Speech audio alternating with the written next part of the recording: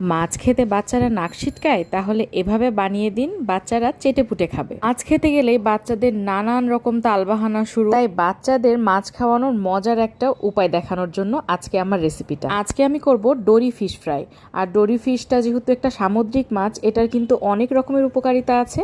তো এখানে আমি কিছু গুঁড়া মশলা আর লেবুর রস দিয়ে এটাকে ম্যারিনেট করে রেখে দিয়েছি নর্মাল ফ্রিজে প্রায় 2 ঘন্টার মতো। এখানে কয়েক পিস লইট্টা মাছও আছে। শুভা যেই সময়টায় কোনো রকম মাছ খেতে না, তখন ওর বাবা এই ডোরি ফিশ ফ্রাইটা ওকে 2-1 বার খাইয়েছিল। ও বেশ পছন্দ করে বলে বাসাতেই এটা ওকে করে দেওয়ার চেষ্টা করি।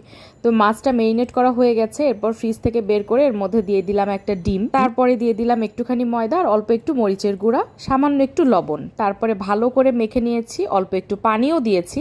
মেখে নেওয়ার পর এগুলো মিডিয়াম আঁচে ফ্রাই করে নিয়েছি। খুব হাই হিটে এটা ফ্রাই করা যাবে না, এতে করে বাইরেটা পুড়ে যাবে আর ভেতরে মাছটা কাঁচা থেকে যাবে, খেতে একদমই ভালো লাগবে না।